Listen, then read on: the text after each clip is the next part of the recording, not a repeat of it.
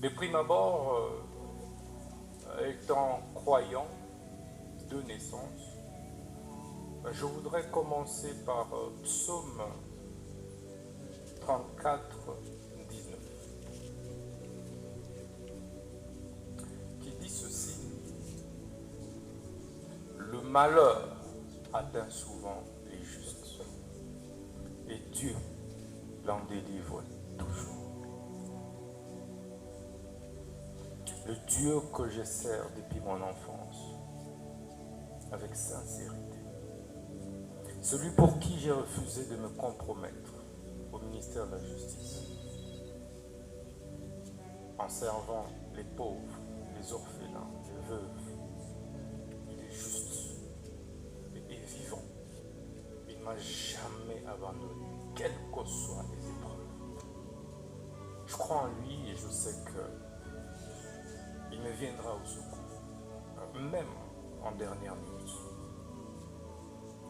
C'est pourquoi, Monsieur le Premier Président, je veux également dire que l'histoire me rétablira et Dieu de mes ancêtres, me rétablira et me justifiera, je veux dire. J'ai dû démissionner de mes fonctions de ministre d'État, ministre de la Justice et Garde-Sceaux, après avoir rendu des loyaux services à la République, pris autant de risques pour ce pays.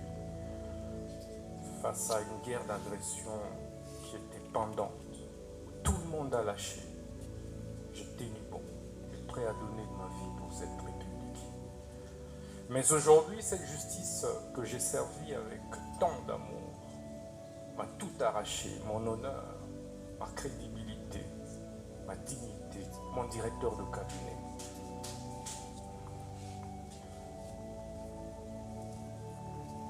Mais il y a un adage, un dicton russe qui dit que ceux dont le destin définit pendu ne se noient pas.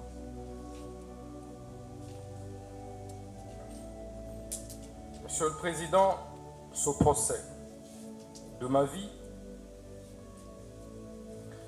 était la dernière preuve que j'attendais pour confirmer que j'étais dans le bon, dans la lutte pour la justice juste et équitable pour tous.